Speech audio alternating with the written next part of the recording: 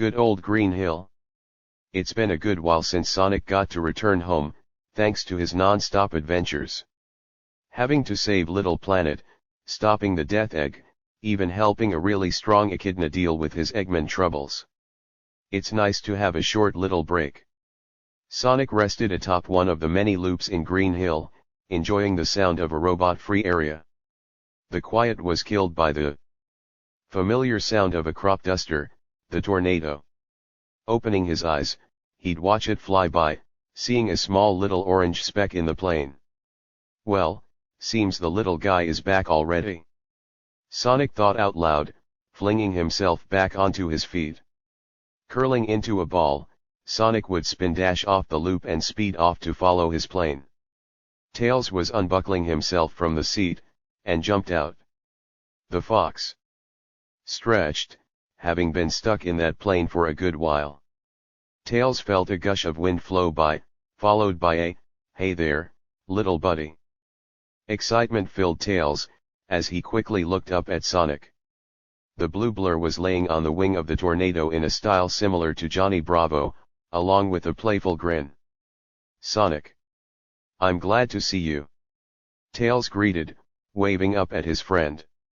Sonic, doing some crazy breakdance-like move, flung himself off the wing.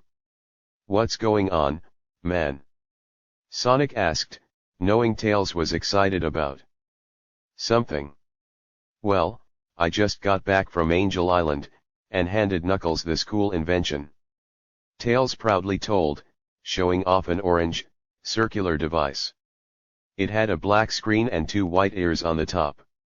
"Mind telling me what it is?" Sonic questioned, taking the device from Tails. "It's a communicator. It's to let us talk to Knuckles, in case Eggman makes an appearance back there," Tails explained, showing Sonic on how it works.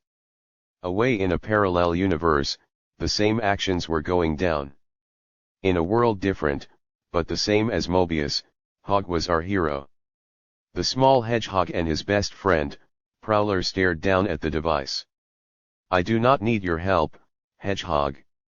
I am perfectly capable of protecting the Master Ruby, especially from Dr. Yolkman." "Fists," the echidna barked out, staring way too close to the camera. "He took the ruby from you twice, Fists. You need some kind of help," Hog told, adding a small chuckle. As each hedgehog argued with their echidna, and got surprised by their old armadillo friend, something beyond their comprehension began. Their universes began to move, shifting towards each other. As they grew closer, their worlds would shift and shake. Earthquakes hit Sonic's and Hog's world hard. "Whoa! Whoa!" Hog yelled out, struggling to stay on his feet. "What in chaos is happening?" Tails yelled out, having to use his twin tails to not be shaken about. "Is Dr. Yolkman attacking again?" Fists questioned, not really feeling what's happening, but can see everyone shaking about. Over in Hog's world, it mainly just stayed as an earthquake. But, that's thanks to their world being the one overlapping Sonic's. Over in Sonic's world, everything was going to hell. The landscape was slowly morphing into different colors, whole new plant life was sprouting. Even the people were glitching. Tails fell out of the air, acting like he was tossed. "SOOOONNNIIICCC." Tails called out, reaching his spazzing arm out for his friend, screaming out for help. Like Knuckles and Mighty, their voices wildly changed in pitches and distorted plenty. Sonic's mind was deafened by the pained yells of his friends. Sonic curled up on his side, his body feeling like it was being torn apart and put back together. Things started slowly going black for Sonic, as the pain grew unbearable. Mighty looked lifeless, and so did Tails. Sonic tried to stay conscious, needing to save his friends. "GUYS! GUYS!" Sonic weakly cried out, reaching his arm out to his friends. Things went completely black, just giving in to his fate. As Hog's world overlapped Sonic's, Hog's world stopped shaking. The trio at Tropical Valley could finally stand up, no longer having to fight just to stand. Does quakes usually happen here?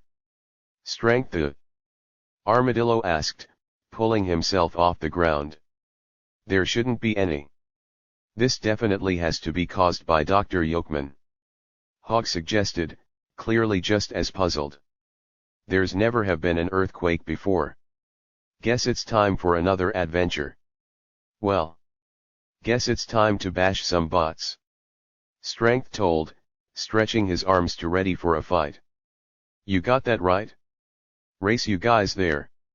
Hogg playfully said, speeding off through the zone. A sharp, loud breath was let out by Sonic as he awoken.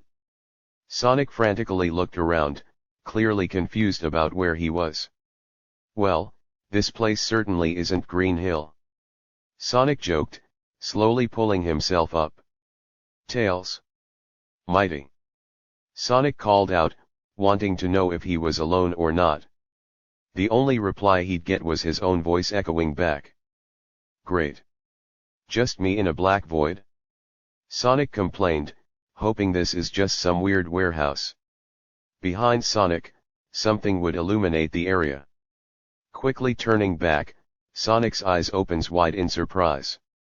He saw a small, blue hedgehog like himself. Hogg and Sonic looked nearly identical, only with a few smaller differences. He had black shoes, a pair of light gray gloves. Hogg's face seemed fluffier than Sonic's, with Hogg having Tails' fluff tufts on his cheeks. Impersonation is always the greatest form of flattery. More cute than handsome, but you can't have it all. Sonic thought aloud, keeping his usual cocky demeanor. Though, his heart sank seeing a certain fox. Couldn't have done it without you, Prowler. Hogg happily said, high-fiving his fox pal. Like Hogg, Prowler looked nearly identical but different to Tails. His usual fur is a brighter orange, with his white chest and face fur now a weird shade of yellow. The tips of his ears and tail were black. Sonic looked shocked, pressing his hand against the wall. That can't be Tails. Sonic paused, remembering the horror of seeing his friend's lifeless eyes as they were glitching out. Sonic quickly jumped to conclusions, as a rage started to grow. They did this, those fakers. They killed my friends. Over the next few days, Sonic's rage grew to a burning level. He watched these fakers run through his world, take his role. He couldn't handle knowing that he and his friends were replaced. He watched Hogg and Strength run through Sylvania Castle Zone, and that's when something broke. Sonic managed to push into the wall back into reality. Hogg and Strength ran through the old castle, bouncing around and breaking bots along the way. They ran through some logs, and finished the zone, waiting for Prowler to catch up. You know, I'm starting to think this wasn't caused by Yolkman. Strength suggested, clearly in a bit of thought. What do you mean, Strength? Hogg asked the armadillo, leaning himself against a wall. Think about it. We've ran around everywhere the doctor has been so far, but there isn't any big drill or bot. He even said there wasn't any drill-related plan. This has to be the work of something else. Hogg placed his hands on his hips, thinking about what Strength said. I don't know. This still has Yolkman's name all over it? Hogg countered, not wanting to keep the idea off the table. I'm not doubting it, but it seems rather odd, man. Is it just me or is it really hot? Strength asked, fanning himself with his hand. It was sweltering hot, even though the sun was going down. Hogg would reply, as his own body was feeling hot.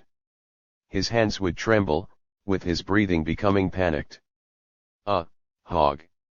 You okay, buddy?